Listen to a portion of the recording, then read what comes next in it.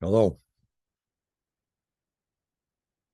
I'm looking over some of the comments and I'd like to try to answer some things here. One of them was I must have been talking about how many variables we have with a card spread. I know I mentioned that in a few of my videos. And I use the example if we had an 11 card spread and we just used 11 cards. So if I were to take my tarot deck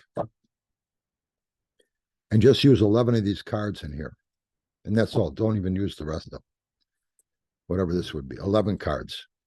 And I have a card spread that's 11 positions. Let's say I use the Celtic cross with a significator. That's 11 cards, 11 positions. And that's all I ever used. And if I did 1 minute readings, it would take me 73 years to go through all the different combinations I could use with these 11 cards and 11 positions. If that's all I did all my life, was just 1 minute readings, one after the other. It would take me 73 years to go through them all. There's 1,440 minutes in a day. And so anyway, people want to know how I came up with there's 399 million combination, 168,000 various combinations that these 11 cards could be made in an 11 card spread. And the reason I brought this up, it's important in a way because I want you to know that when we're using 78 cards, that's a lot of variables here. We'll never go through them all. And it's our random source of ideas. So I talked about this probably because of reverse meanings. People like to use reverse meanings. Doesn't hurt you if you still want to use them. Now you got 156 variables. But it's fine. If that helps you get ideas, go ahead and use them. But is it necessary? No. And you could find all sorts of ideas with just those 11 cards. Because when a card is placed in a different position, it means a different thing. Each position has meaning in some way pertaining to the question. And I talk about that in Positional Influence in Bare Bones Tarot. Half the book shows examples of that with each card. And because the card meaning does change. And I'm going to put a link to Edward de Bono, a leading creative consultant in our time. And he came up with the 6 thinking hats, which is basically a 6-card spread, if you want to put the two together. And I would look into him. He's pretty interesting to watch. And he uses this example of 11 variables, 11 positions, or 11 cards. He said if you had 11 pieces of clothing in one of his YouTubes, and you wanted to find out all the different ways you could put them on in different combinations, he says it would take you 73 years if that's all you did all your life, was study that. So that's his analogy for that. But he shows how you get that number. So I wanted to show you how that works. It's really pretty easy math. I just didn't know the formula. And so I'm going to, he explains it in that video, but I'm going to show you how that works. So here we have, if you write down 11 all the way down to 1 here, what you do is you multiply 11 times 10, that's 110. So you multiply 110 times 9, that's 990. You take that number and multiply that by 8, the next number down. 990 times 8 is 7,920. You take that number with 7. 7,920 times 7. It's 55,440. 5540 times 6. 332,640. That number times 5. 1,663,250. 200. That number times 4, 66,528,000. That number times 3, 199,584,000. That number times 2, 399,168,000. That's how you get that formula. So I thought I'd share that with you. And he goes over that in these stuff. If you watch him, you'll see him do the same thing I'm doing right here. And that's how that's done. But I would watch some of his stuff, Ed DeBono. And the reason I talk about it is because I think we do spend too much time looking at, we don't feel like we got a grip on everything. Maybe I need more variables. And really, that's not the problem. I think we spend too much time looking at the cards and saying, this is the reason this is happening. And so I'm studying these cards. And that's, like I said, that's a misdirection. That's like saying, if I was Shakespeare, the reason I'm a successful author is because I studied what best pens to use, the best inks to write with, the best paper to use. And that's why my work is so good, is because I studied those tools. Obviously, that had nothing to do with it. This is why we're able to do the things we do. Those tools help us with what is in our mind. If I was Shakespeare, this is my pen right here. This helps me get my ideas. When I have them, it helps me see them. And that's about what this is worth in that whole process. My pen. So if I want to use this deck, or if I want to use another deck, yeah, I think it's really important that you get to know one deck very well. Just like maybe Shakespeare felt it was important, or you always use the same pen or quill in his time, I guess. That's the one I like to use. Okay, fine. But that's about the extent of it. 30 years ago, psychology became officially understood what's going on with a tarot card reading. 1993. And it's something we do naturally anyway, the way we think. A lot of inventions were done because we accidentally did this process in our mind. Now, in 1993, we actually put intentional applications of thinking in place to spark these new ideas on things we would have never thought of before. And this intentional application is known as conceptual blending, and it's identical. It's the same exact application that a card reading is. Matter of fact, Ed DeBono has one creative thinking technique called the 6 thinking hats. I'll try to get a link to that one in this down below here too. I just took that technique of his and I made a card spread called the 6-card force. It's in one of my books. I think it's in Radical. It's the same application. It's the same thing. We're doing the same thing. And you get ideas by adding a randomness of some type to each one of those elements, those 6 elements. That's where you get the ideas. And he talks about randomness and the power of that too. The tarot reader limits their source of randomness to a deck of cards. Creative consultants will use anything in the world around them for that. Things found in the hardware store, things in this room I'm sitting in, anything in the world around them. We like to use these. That's fine. They work. But I'm sure that there's most people in psychology who understand about the creative thinking techniques now. I'm sure that they understand that that's what a tarot reading is doing. And these are people that are on huge projects, big money stuff, making big decisions and finding huge answers on big projects with the same application we're using. So this is becoming something we understand better now. And that's why, I mean, I talked about the mystery schools and all that and how I feel about them. And I think we're looking in the wrong, I think that's a misdirection.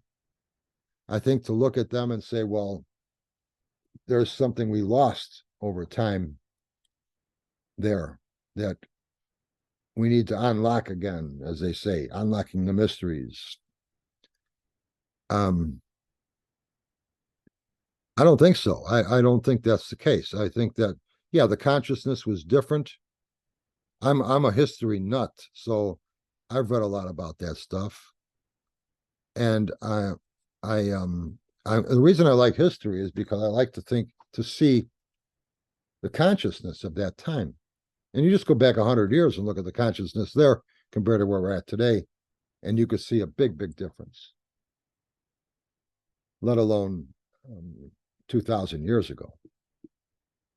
If I were to go back to 2,000, 3,000 years ago and go to some sage or somebody who has all these secret mysteries, and if I were to show them this, and I say, look at this, and and they'll be like, oh, like this is unlocking, oh, or or show them this, hey, look at that, light, fire. They would be like, oh. I live in Chicago. I could have a business luncheon tomorrow in New York at noon, and I got to hop on a plane in Chicago tomorrow morning, be at that luncheon, afterwards get on a plane, come back to Chicago, be back home tomorrow night. If I took one of these people from back then with me, they'd be like, oh, looking around, they would freak them out. So I mean, yeah, I got some mysteries I can unlock for them.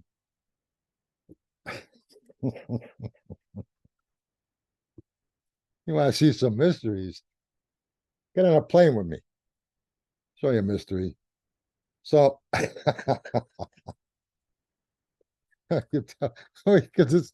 I can walk into a room, turn on a light switch. Ooh. So I mean, I like their consciousness because there was a lot of wonder back then that we don't have today. I think we're losing. I think we've lost that. We should still wonder about things, and I love the people, what they've accomplished back then. It's amazing what they had to work with and what they did and how they thought. It's nice it gives you a feeling that we're really something special here, because we actually took the time to, in like Sumeria and Mesopotamia area, and I'm reading a book on that right now at night about how we took and irrigated that land. And well, I've read that stuff before, but I just like to go over it and look at that. It's fascinating to me. But do they have anything to offer us as far as divination? I don't think there's anything there. And I think that's my opinion. And if you do believe that, I got friends of mine that believe there's something there, swear by it. And that's great. And we get along fine. Other professionals. So, but I'm trying to get you to see where I'm coming from. And I think it would be better off if today we were looking the mind where I think this is all coming from, whether you're Shakespeare or a card reader and using a pen or a deck of cards. This is what's going on. And the psychic awareness that can come out of that is something we haven't scratched the surface of yet. And I don't think we ever will until we start paying attention to that. But I think it really helps you as a card reader to understand the application of what we're doing. Yeah, this magic can come to you. I have a question I don't have an answer for. I can apply a tarot reading and find an answer I would have never thought of before. But it's coming from here, not from this. It's from the application, as far as I'm concerned. Because I can get the same thing by taking a deck of a group of postcards and laying them on a table and get some idea and put some symbolism into this one and that one. I could do all that. You can do that. You want to. And you get ideas. Which explains why this tarot deck will work, or this tarot deck will work, or any other tarot deck you got hanging around. They all work. There's nothing special about a specific symbolism that has to be in those cards. It's just randomness. And it's the randomness that's really what's important. I think it's also important to have a spread that you know like the back of your hand, and you don't have to think about it, and a spread that has positions that will be useful in any question you're looking into. And that's what I did with my Celtic cross. And that's in my work out there. It's any question, there'll be something that spread will find something useful for you in that reading. I think that's what's important. It's important to have that so you don't have to think about it. You just know it. I think it's also important to have a deck of cards that you don't have to think about either.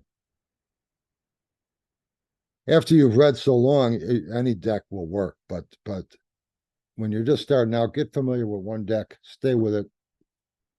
And when you can think of those cards without even the deck in front of you, that's when I think you know that deck pretty good. You know, when you say, well, okay, what's the Six of Swords look like in this deck? The Ace of Cups over here, Queen of Wands, you know, and you know in your mind what that card looks like in your deck. I think that'll help you. So anyway, I just thought I would throw that out there. I wanted to go over this mathematical formula on how we come up with 399 plus variables with 11 cards and 11 positions of a card spread. That would take you 73 years to go through them all if you did nothing in your life but 1 minute readings all that time. So 78 cards give us a lot of options, a lot of things to look at. Lay out various positions of a card spread. Yes, it does. But where do the ideas come from? They come from you, just like Shakespeare's ideas came from his mind, not the type of pen he was using. I mentioned this. I was going over my viewpoints of the tarot and what you're really in for if you're going to go pro. And again, it's good to know where you're coming from, what you're doing, why it works. You have a certain amount of time in a lot of readings, professional settings, if you're working somewhere. That clock is ticking. You got to come up with something innovative, something that the client is happy with, something that convinces them. And you got that amount of time to do that. Now, obviously, if you got a 15-minute reading, you can't go too deep into something as you could with a 30-minute reading or a 60-minute reading. But either way, the clock is ticking and you're looking and saying, okay, I got to convince this person something about this right here. I got to show them something to watch for here. And I think that that's important. And something else I'll say too. I want to go back to this overhead again. Back to this overhead. I have a card spread. This is my spread. Celtic cross. Well, let's say that's my spread. I'm not going to interpret right now. I'm not going to bother with that. But I just wanted you to look at this and say, okay, here's my spread. I got a client across from me. Each one of these positions, I can interpret in some way that pertains to this person's question. And I like having a question. If I got 15 minutes and I want to take 14 of them trying to play guessing games with what this person's issue is, and then try to give them an answer, I tell them right off the bat, let me know what's on your mind and let's get to it. And they always agree. But if when I'm looking at this, I'm going to interpret this position on these spreads, on these card spreads. But a lot of that can be what you know, what you've memorized, and how it works with that position, how this card could be interpreted with that position. But then you got to throw this intuition into it too. And you say, well, how do I do that? I think it's a real good idea to look at one of these cards is going to pop out at you more than another. One of these cards in one specific position is going to be screaming at you a little louder than the other ones. Focus on that card and try to get intuitive about that one. Because with a card spread, all you need is one position. Anywhere on this table, anywhere in this spread, that's giving you intuitive hunches, ideas from something you're feeling, a hunch, how you interpret that card. A good example of that, I don't have it out on the table, but let's say this is my sixth position right here. 1, 2, 1, 2, 3, 4, 5, 6, and then 7, 8, 9, 10. That's how I do the cross. So sixth position with me is an opportunity to come. And so let's say somebody said, we're looking into something here about what's going on with this person. They're trying to accomplish something. And let's say I had the strength card from the Rider-Waite deck here. And that is position number 8, the strength card. And obviously strength is, this is opportunity. When to act on this? I would say, well, I see you being in a stronger position in August, the 8th month of the year. I thought of that yesterday because next month is August. This looks like maybe, okay, August is be a good, with this, that's reasonable. That doesn't mean if I have this was a strength card, I had it over here, I'm going to interpret it that way. I'm going to interpret it as something different. But that's how that works. So you could look at that and say, well, I'm really feeling August is good for you here. Now, every time the strength card comes up, I'm not going to see the number 8 and say, well, it's the month of August. No, in your reading, I'm seeing it that way. That's intuitive. So it changes every time you do the reading. But all you need is one position to get intuitive about. You might get intuitive about the whole spread. But if you look at that spread as a whole, and you know those position meanings, like the back of your hand, and this factor here seems like the most important factor to look into. And the way I'm seeing that card, I got a hunch here. I'm feeling something with this. You get intuitive about that one position. You're going to impress that person. The rest of the reading can be literal definitions or literal meanings that some way that pertain to the person's question. And that can just come from your feelings and your imagination and what you know about the cards. And you're just reading the cards. But that one position is screaming at you. That's what it's all about. Wait till August. You'll be in a better position then. Don't do nothing now from one card. That means more than anything else I'm seeing on this table. When you got 10 cards on the table, you got all these things you got to look into. Yeah, but not as much as you really think. So anyway, I hope this helps show you a little bit where I'm coming from with things. And I was looking into that Ed DeBono guy. I'll put, like I said, some links down below. You might really start to see parallels between the tarot reading and what these people are doing and what we know about it today. And again, with that card spread thing, you got one card screaming at you with something. You might be seeing something that they're never going to forget in that reading. So that's all you need is one. You don't need all 10 of them coming out at you. Just one card. So I hope you like this. Keep throwing cards. We'll talk soon. Oh, and the 11th is our next tarot gathering. You want to come on by tarotmaps.com? I'll put a link to that down below too. In the tarot gathering in the menu, just walk right into the Zoom meeting and come on by and say hi.